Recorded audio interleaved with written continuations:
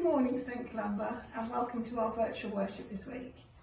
Saturday was the Queen's official birthday.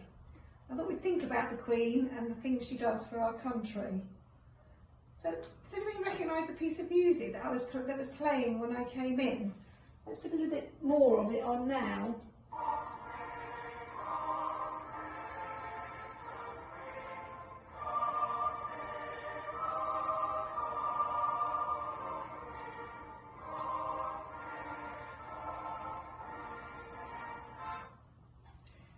So that's the British national anthem. It's a special song to celebrate Britishness. People often stand when the national anthem is played.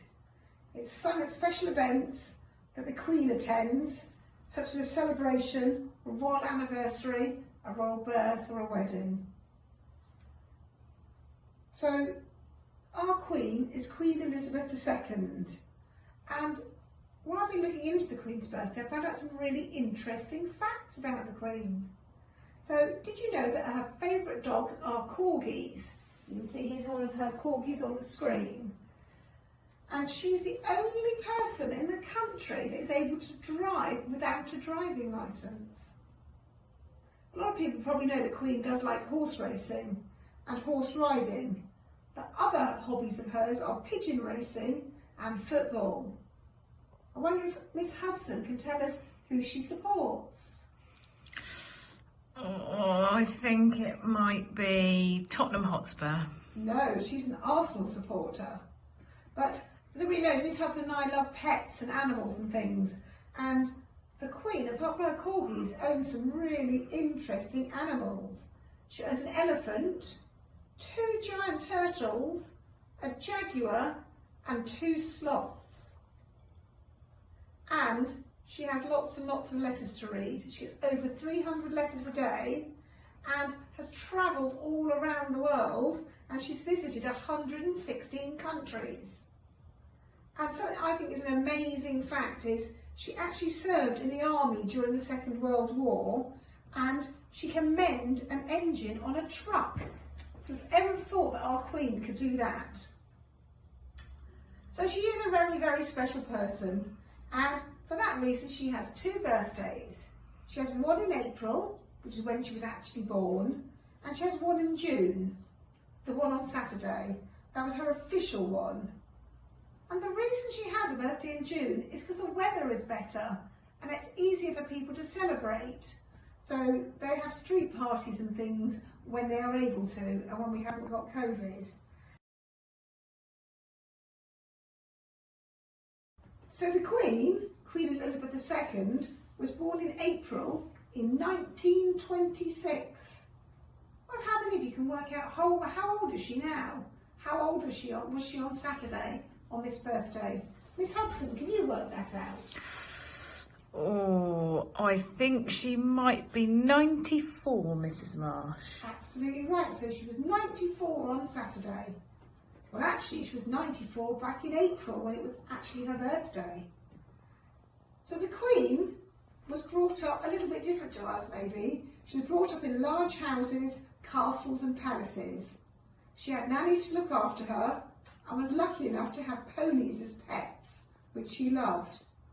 She was educated at home by somebody called a governess, but she didn't enjoy it. Although she was good at English and history, she preferred playing with her ponies and her dogs than doing her learning. To this day, the Queen loves to ride horses and she still has her pet dogs. So Queen Elizabeth became heir to the throne when she was very, very young, when she was aged 10, so when she'd have been in year 6. And this changed her life. She went to live in Buckingham Palace and learnt how to be the future Queen. The Queen's seen many, many changes in her lifetime.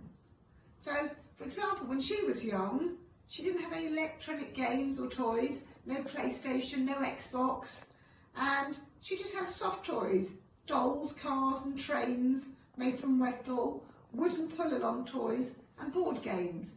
We still have all of those things, but we do have our electronic devices as well. So classes were big. Children were sat at desks in rows, using slate and chalk or ink and a pen. Lessons were quite boring not like our fun lessons at St Columba, and children had to learn things by heart. Also, after school, there was no television. There was just something they called the wireless, which was what we call a radio. And at cinemas, up to then, there'd only been silent films, and they'd just started getting films that were talking. They called them talkies. There were no microwaves, no washing machines, no computers, no helicopters, no seatbelts to keep you safe in your car, no mobile phones or internet. Most people didn't have cars and they travelled by train, bus or tram. And if you were rich and you wanted to travel abroad, you had to go on a ship, as aeroplanes to carry people, lots of people, hadn't been invented yet. People's homes were different then. Poor people lived in small, crowded houses, and they always had coal fires, and guess what? The toilet was outside. They had to go outside to go to the toilet. They had a bathtub that they had to put in front of the fire, and better off people who could afford bigger houses started having bathrooms and started getting their toilets fitted indoors. And sometimes they had gardens to play in. I wonder, do you think it was better to be a child now or in the 1920s when the Queen was a child?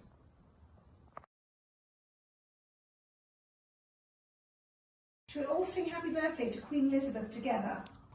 Happy birthday to you. Happy birthday to you. Happy birthday, Queen Elizabeth. Happy birthday to you. Happy birthday to you. Happy birthday, Queen Elizabeth.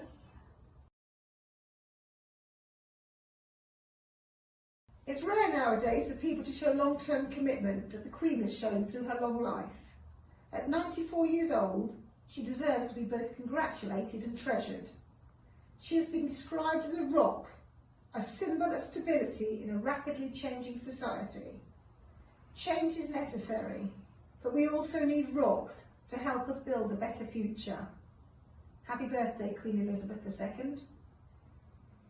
Let us pray. Dear Lord, thank you for the life of Queen Elizabeth II.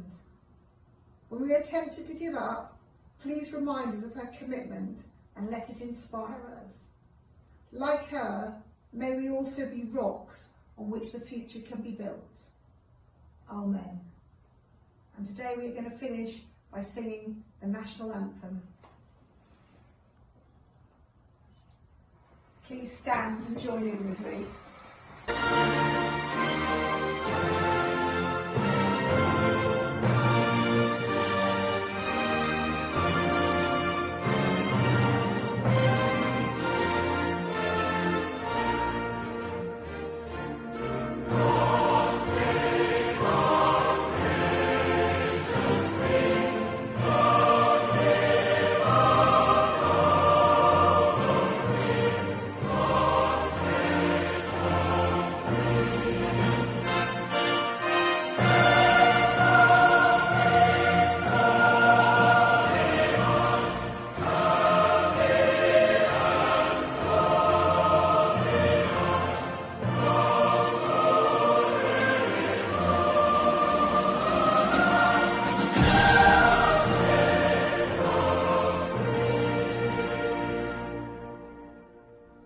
Let's finish with our school prayer.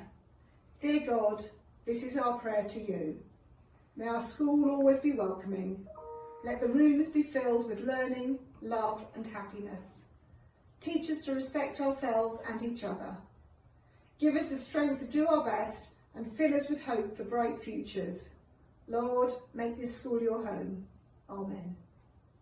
I wish you a lovely week. Work hard with your home learning, and we look forward to seeing the children who are in school back at school. Take care, St Columba. Bye-bye.